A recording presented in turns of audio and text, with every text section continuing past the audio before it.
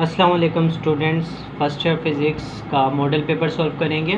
इसके हम MCQ solve करते हैं। तो ये जो है मॉडल पेपर में 40 एमसीक्यूज़ होंगे और हर एमसीक्यूज़ 1 नंबर का होगा और आपको ये 40 मिनट में ही करने होंगे सारे एमसीक्यूज़ अटैम्प्ट। तो जो पहला एमसीक्यूज़ है, if g denotes the acceleration due to gravity and g denotes the gravitational constant, then g here the dimensions। तो इस सवाल में हमने डायमेंशन बतानी है, तो डायमेंशन निकालते हैं। तो जो g डिवाइड बाय g, जो ग्रेविटी का g है उसकी डायमेंशन है l t माइनस की पावर -2 और इसकी जो डायमेंशन है ग्रेविटेशनल कांस्टेंट वो ये है ग्रेविटेशनल कांस्टेंट की डायमेंशन। तो इसका जो आंसर आ जाएगा m की पावर -1 ऊपर जाके प्लस हो जाएगा, ये इसको कैंसिल होके l की पावर -2 और t की पावर 0। तो फर्स्ट का जो ऑप्शन आंसर होगा वो ये वाला होगा, m l की पावर -2 t की पावर 0। इसके बाद सेकंड है, if an apple is thrown with a speed 30 metre per second in a direction 50 degree the above the horizontal, then its horizontal range is। इसमें रेंज निकालनी है और ये प्रोजेक्टाइल मोशन की तरह है। प्रोजेक्टाइल मोशन वाला फार्मूला यूज़ होगा रेंज का। तो रेंज का फार्मूला जो है प्रोजेक्टाइल मोशन में वो ये है कि r = v0² sin 2θ divided by g। Value put कर देते हैं। r = v0 की वैल्यू जो है वो 30 है, स्क्वायर साइन 2θ, थीटा की जगह कितना आ जाएगा 15। इसको सॉल्व करने के बाद g की वैल्यू 9.8 है और इसका आंसर आएगा 46 मीटर। सॉल्व करने से इसका आंसर हमारे पास 46 मीटर आ जाएगा। तो इसका ये जो ऑप्शन है वो ये वाला सही है। इसके बाद तीसरा है, if an object is placed at principal focus f of a converging lens the image will form at. अगर ऑब्जेक्ट प्रिंसिपल फोकस पे रखा जाए तो इमेज कैसी बनेगी। यहाँ हम लेंस बना लेते हैं। ये जो है कन्वेक्स लेंस है और ये बीच में से इसके प्रिंसिपल फोकस लाइन, ये ऑप्टिकल सेंटर है, ये प्रिंसिपल एक्सिस है। यहाँ पे इसका एक फोकस इस साइड पे होगा प्रिंसिपल फोकस और एक फोकस इस साइड। ऑब्जेक्ट प्रिंसिपल फोकस पे पड़ा है तो पहले रेज पैरेलल होगी प्रिंसिपल एक्सिस के, फिर जाएगी प्रिंसिपल फोकस से, दूसरी रेज ऑप्टिकल से होती हुई बिल्कुल स्ट्रेट जाएगी। तो ये जो ऑब्जेक्ट है ये इन्फिनिटी पे बनेगा। तो इसका जो आंसर है वो क्या आएगा, एट इन्फिनिटी, ये वाला। इसके बाद 4 है, दो वेक्टर दिए हुए हैं a और b। a जो वेक्टर है हमारे पास, a vector a cross b निकालना है, a cross b। a vector की जो वैल्यू है वो a i और multiply cross multiplication bj vector. अच्छा, इसके बाद इन दोनों को, ये तो मैग्नीट्यूड है a और b, a b को ऐसे ही लिख देंगे और ये हमारे पास बनेगा i cross j। i cross j का जो फार्मूला है यहाँ पे, ये i वेक्टर है हमारे पास, ये j वेक्टर है और ये k वेक्टर है। तो i का जब j के साथ क्रॉस प्रोडक्ट लेंगे तो वो k के बराबर होगा। तो यहाँ पे हम लिख देंगे a b i cross j किसके बराबर होगा, k के। तो इसका जो आंसर है वो हमारे पास क्या आएगा, a b k unit vector. SI unit of intensity level of sound is decibel है। वाट जो है वो पावर का यूनिट है। डायोप्टर जो है वो पावर ऑफ लेंस का यूनिट है और ये जो है ये भी इंटेंसिटी का ही यूनिट है, लेकिन मोस्टली हम डेसिबल यूज़ करते हैं। The acceleration of a body moving down a frictionless plane incline plane at 30 degree will be. तो एक्सेलरेशन बताना है कि इंक्लाइन प्लेन से कोई बॉडी डाउनवर्ड मूव कर रही है तो उसका एक्सेलरेशन क्या होगा इंक्लाइन प्लेन से। तो इसमें एक्सेलरेशंस का फार्मूला यूज़ करेंगे इंक्लाइन प्लेन वाला a = g sin थीटा, ये वाला फार्मूला। और g की वैल्यू 9.8 sin 30। तो इसका जो आंसर आ जाएगा हमारे पास 4.9 metre per second square solve करने के बाद। तो इसका जो आंसर है वो ये रहा, 4.9 मीटर पर सेकेंड स्क्वायर। इसके बाद the horizontal range of a projectile depends upon. Range of the projectile वो किस पे डिपेंड करती है। तो रेंज का फार्मूला हम लगा लेते हैं यहाँ पे। रेंज का जो फार्मूला है r = v0² sin 2θ divided by g। तो रेंज जो है वो ग्रेविटी पे भी डिपेंड करती है, एंगल पे भी डिपेंड करती है, इनिशियल वेलोसिटी पे भी डिपेंड करती है। तो इसका जो आंसर होगा वो ऑल ऑफ देम होगा, क्योंकि इन सब चीज़ों पे रेंज डिपेंड करती है। इसके बाद है 8, while passing through its equilibrium position the speed of the body executing simple harmonic motion becomes maximum। Mean position पे वेलोसिटी जो होती है वो क्या होती है, मैक्सिमम होती है। The rate of change of angular momentum with respect to time is called torque. तो rate of change of angular momentum with respect to time is called torque. जो इसका फार्मूला है एंगुलर मोमेंटम का change time के हिसाब से वो torque के बराबर होता है। इसी तरह लीनियर मोमेंटम का चेंज टाइम के हिसाब से फोर्स के बराबर होता है। इसके बाद the laws of motion in the presence of constant acceleration are given by Newton. Laws of motion जो हैं वो किसने दिए हैं, न्यूटन्स ने। न्यूटन्स के जो तीनों लॉज हैं वो कांस्टेंट एक्सेलरेशन की बुनियाद पर दिए गए हैं। The rate of doing work is zero when the angle between force and velocity is. जब एंगल फोर्स एंड वेलोसिटी कब होगा, रेट ऑफ डूइंग वर्क कब ज़ीरो होगा, जब फोर्स एंड वेलोसिटी के दरमियान एंगल क्या हो, rate of doing work. Rate of doing work कहते हैं कि मोमेंटम को P is equal to F V cos theta, ये इसका फार्मूला है। जब हम कोस थीटा कब ज़ीरो होता है, जब एंगल 90 हो, 90 होगा तो कोस 90 ज़ीरो के बराबर होगा, उसमें rate of doing work momentum क्या हो जाएगा, ज़ीरो हो जाएगा, पावर ज़ीरो हो जाएगी, सॉरी, मतलब के पावर क्या होगी, zero. Increase least distance of distinct vision. 12 numeric MCQs number 12। Least distance of distinct vision एक यंग मैन का, नॉर्मल ह्यूमन का वो है 25 सेंटीमीटर। तो ये least distance of distinct vision जो है एज के इंक्रीज़ होने की वजह से ये इंक्रीज़ होता है, क्योंकि जैसे ही इंसान की एज इंक्रीज़ होती है तो उसका जो फोकस है आइज़ का वो वीक हो जाता है, तो वो उस पॉइंट पे फोकस नहीं करता बल्कि थोड़ा दूर फोकस करता है, तो एज के बढ़ने की वजह से इंक्रीज़ होता है। तो इसका जो ऑप्शन है increase with increase in age. उसके बाद in Young double slit experiment the condition for constructive interference the path difference. जो यंग डबल स्लिट एक्सपेरिमेंट है कंस्ट्रक्टिव इंटरफेरेंस, उसमें पाथ डिफरेंस क्या होता है, डी कंस्ट्रक्टिव इंटरफेरेंस के लिए d sine theta is equal to m lambda. जो m है वो है m is order of range 1 2 3 4।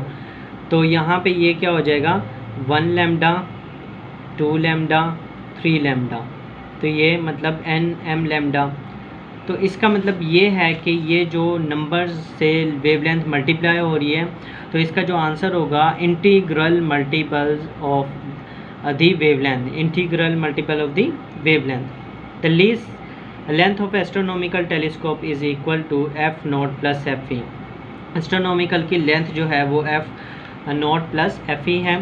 तो टेलीस्कोप जो है वो उसमें दो लेंस होते हैं, आई पीस वाला ये ऑब्जेक्टिव लेंस है, और दूसरा लेंस कौन सा होता है, आई पीस का, आई पीस का। तो आई पीस की फोकल लेंथ जो है वो एफ ई होती है, और ऑब्जेक्टिव की फोकल लेंथ जो होती है वो एफ ओ होती है, और दोनों के दरमियान, दोनों लेंस के दरमियान का distance length of the telescope कहलाता है, जो कि F E plus F O होगी। A vector which can be displaced parallel to itself and applied at any point is known as free vector। free vector को हम किसी भी direction में अप्लाई कर सकते हैं। 16 है when a vector is multiplied by negative number its direction become opposite। जब हम किसी वेक्टर को नेगेटिव नंबर से मल्टीप्लाई करेंगे तो उसकी डायरेक्शन क्या हो जाएगी, अपोजिट हो जाएगी। तो जिसको हम नेगेटिव वेक्टर भी कहते हैं, नेगेटिव वेक्टर बन जाएगा मतलब वो। Maximum number of rectangular components are. Maximum number of rectangular components कितने होते हैं ये देखते हैं। तो प्लेन जो है, प्लेन 2D में जो कंपोनेंट्स है वो हम डिस्कस करते हैं एक्स और वाई एक्सिस को, तो दो होते हैं प्लेन में। और जब हम स्पेस की बात करते हैं, स्पेस में 3 कंपोनेंट्स रिक्वायर्ड होते हैं, एक्स एक्सिस, वाई एक्सिस और जेड एक्सिस। तो स्पेस में 3 कंपोनेंट्स रिक्वायर्ड होते हैं, तो 3 नंबर ऑफ रेक्टेंगुलर कंपोनेंट्स होंगे। तो इसका आंसर जो होगा वो 3 होगा। A body is moving with uniform velocity. अगर कोई ऑब्जेक्ट, कोई बॉडी मूविंग यूनिफॉर्म वेलोसिटी के साथ मूव कर रही है तो उसमें स्पीड चेंज नहीं होगी, क्योंकि वेलोसिटी कांस्टेंट है तो स्पीड कैसे चेंज होगी। एक्सेलरेशन चेंज होगा, एक्सेलरेशन भी चेंज नहीं होगा, क्योंकि वेलोसिटी के चेंज होने से एक्सेलरेशन चेंज होता है। डायरेक्शन ऑफ मोशन चेंजेस, ये भी चेंज नहीं होगी, क्योंकि अगर डायरेक्शन चेंज होगी तो वेलोसिटी भी चेंज होगी। डिस्प्लेसमेंट फ्रॉम द ओरिजिन, ये सही है कि उसका जो बॉडी की जो है डिस्प्लेसमेंट चेंज होता रहेगा टाइम टू टाइम ओरिजिन से, क्योंकि यहाँ पे हम बनाते हैं ये एक्स एक्सिस और ये वाई एक्सिस। तो कुछ बॉडी ए पॉइंट पे थी किसी टाइम पे, फिर वो बॉडी बी पॉइंट पे पहुँची, तो इसका जो ओरिजिन से डिस्टेंस था पहले r1 था और फिर चेंज होके r2 हो गया, मतलब ओरिजिन से जो उसका डिस्प्लेसमेंट है वो चेंज होता रहेगा। During long jump athletes runs before taking the jump by doing so. जब लॉन्ग जंप एथलीट जंप करता है तो वो पीछे से रनिंग करता हुआ आता है, उसकी वजह क्या है? Provide him a larger inertia. Larger inertia, नहीं इनर्शिया लार्ज नहीं होता, मास पे डिपेंड करता है। डिक्रीज हिज इनर्शिया, ये भी नहीं होगा। डिक्रीज हिज मोमेंटम, मोमेंटम तो डिक्रीज़ हो ही नहीं रहा, क्योंकि वो ऑब्जेक्ट मोशन में है, स्पीड इंक्रीज़ हो रही है तो मोमेंटम इंक्रीज़ हो रहा है, मतलब इसका आंसर जो होगा ये होगा, इंक्रीज़ हिज मोमेंटम। जैसे कोई ऑब्जेक्ट अपनी स्पीड पकड़ता है तो उसका मोमेंटम इंक्रीज़ होता है। If force of friction is negligible the accelerations of two free falling object of different masses is. अगर फोर्स ऑफ फ्रिक्शन निगलेक्ट करते हैं और हम किसी सर्टेन हाइट से 2 ऑब्जेक्ट गिराते हैं तो एक्सेलरेशंस फ्री फॉलिंग ऑब्जेक्ट का क्या होगा? फ्री फॉलिंग ऑब्जेक्ट का एक्सेलरेशन हमेशा एक ही होता है, जो कि 9.8 मीटर पर सेकेंड स्क्वायर है। तो फिर दोनों के लिए एक्सेलरेशन क्या होगा? सेम होगा।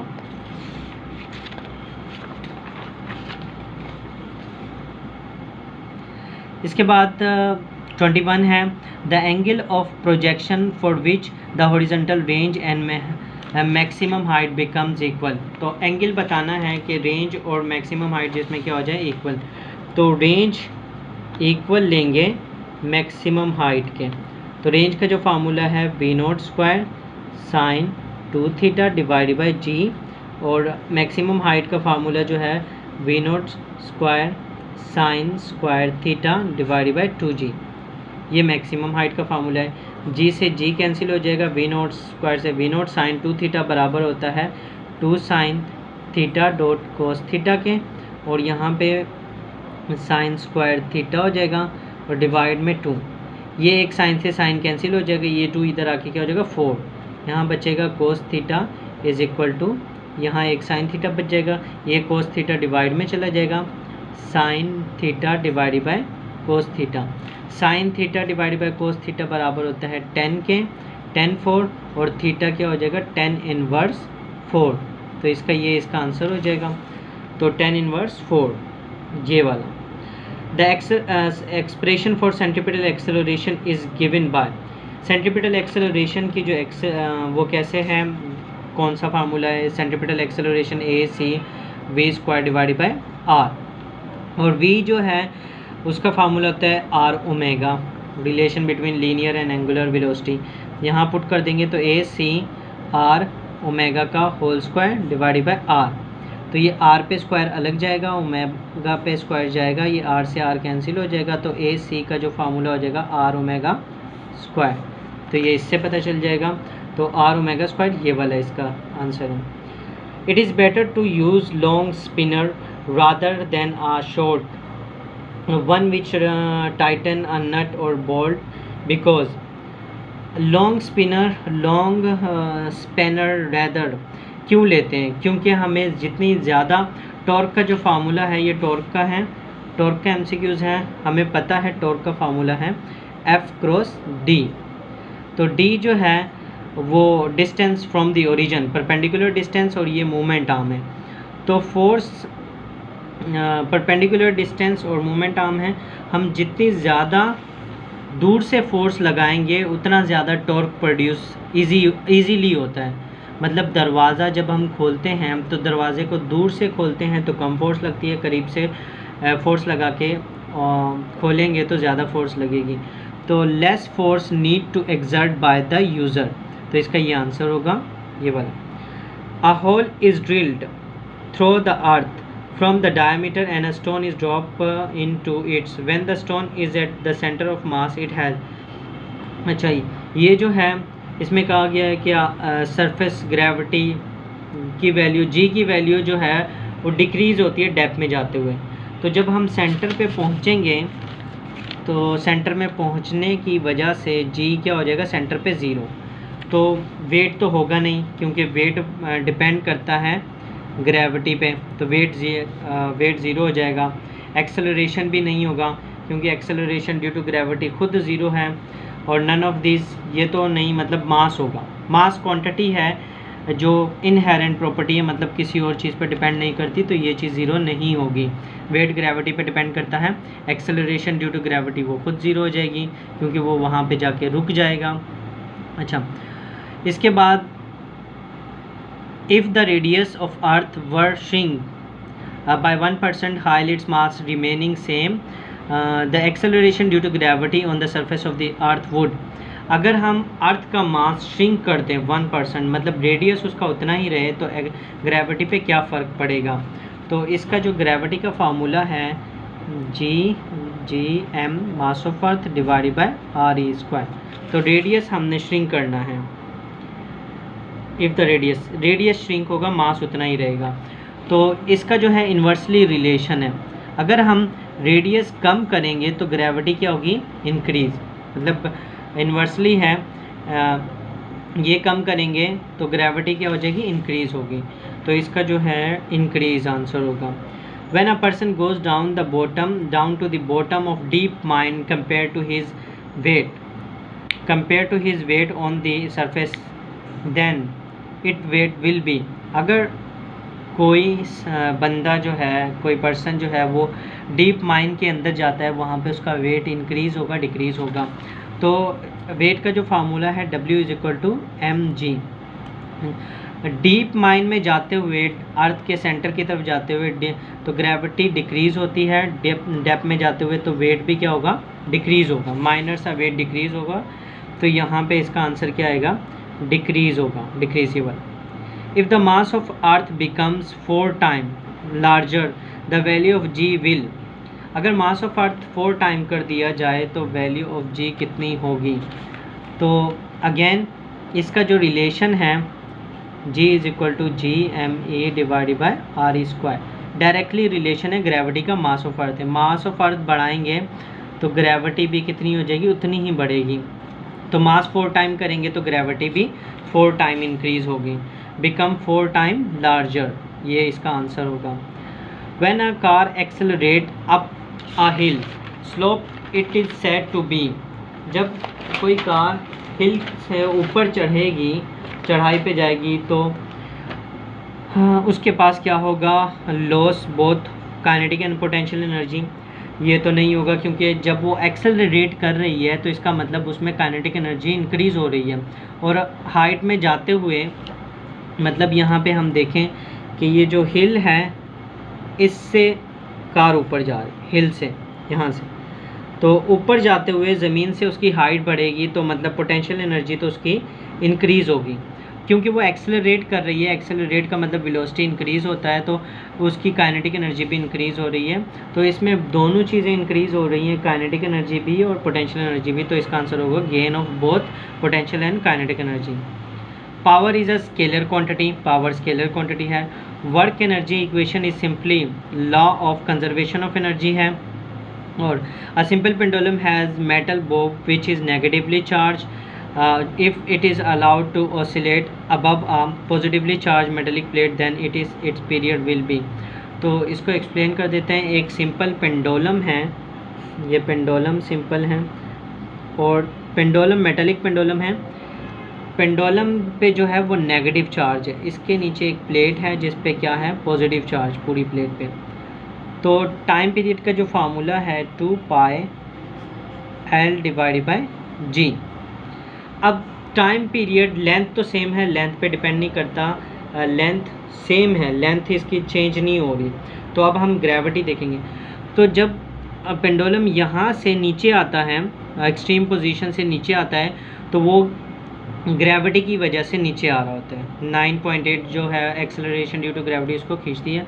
तो एक वो फोर्स है और एक जो चार्ज है, एक उसकी ग्रेविटी में ये चार्ज शीट जो है ये भी इजाफा करेगी, मतलब ये इसको और स्पीड से लेके आएगी, क्योंकि ये पॉजिटिव नेगेटिव को क्या करता है, अट्रैक्ट। तो ये ज़्यादा स्पीड से आएगा, ज़्यादा स्पीड से आएगा तो मतलब ग्रेविटी में क्या हो जाएगा, इजाफा होगा। इन्वर्सली है, जब ग्रेविटी में इजाफा होगा तो टाइम पीरियड कैसा होगा, डिक्रीज़, क्योंकि टाइम पीरियड का ग्रेविटी के साथ क्या कैसा रिलेशन है, इन्वर्सली रिलेशन है। तो ग्रेविटी बढ़ जाएगी, उस वो जो चार्ज है, चार्ज प्लेट है, वो मेटालिक बॉल की ग्रेविटी में इजाफा करेगी, मतलब वो और स्पीड से आएगा तो टाइम पीरियड उसका क्या हो जाएगा, डिक्रीज़ हो जाएगा, ये वाला डिक्रीज़।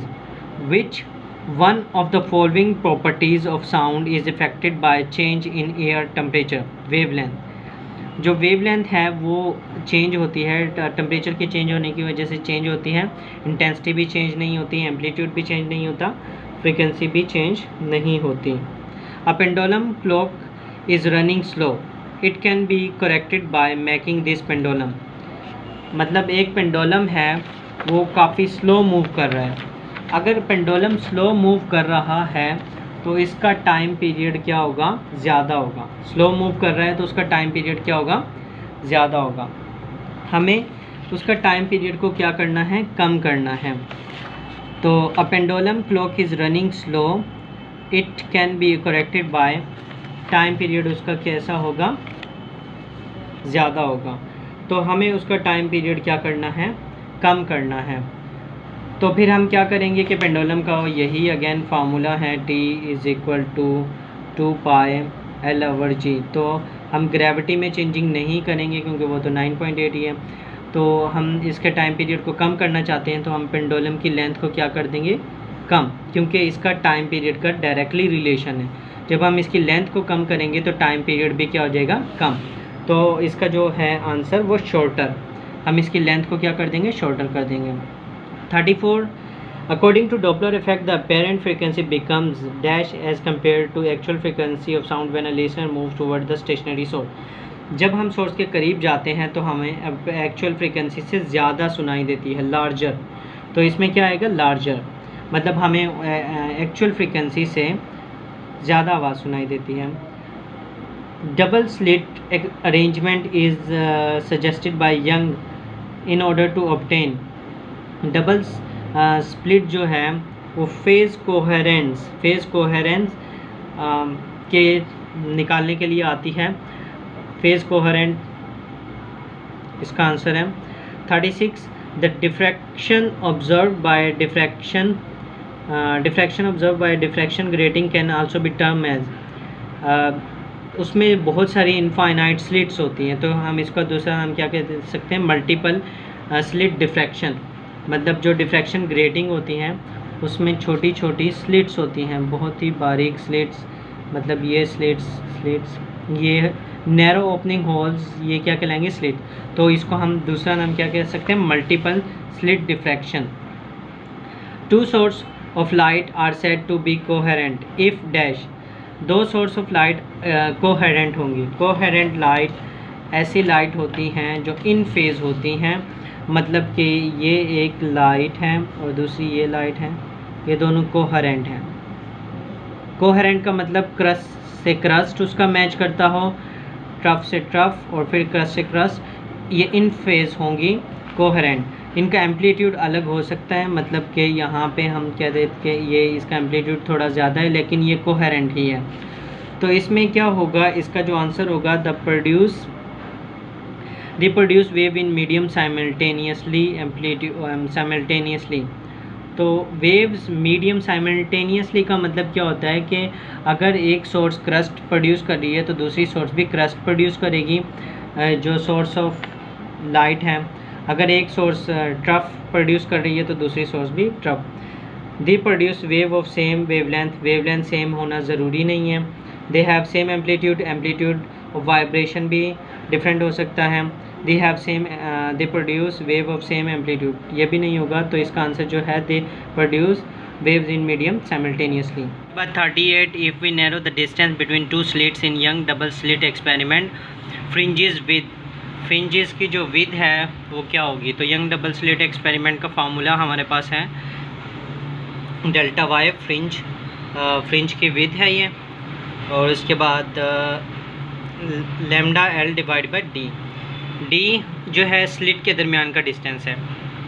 तो जब हम ये डी को कम करेंगे तो इन्वर्सली प्रोपोर्शनल है, फ्रिंज स्पेसिंग की विड्थ क्या होगी? इंक्रीज़ होगी। तो यहाँ पे फ्रिंज स्पेसिंग की विड्थ इंक्रीज़ होगी, the point to which the light rays are brought to focus is called principal focus. वो पॉइंट जहाँ पे सारी रेज लाइट फोकस होती है उस पॉइंट को कहते हैं प्रिंसिपल फोकस।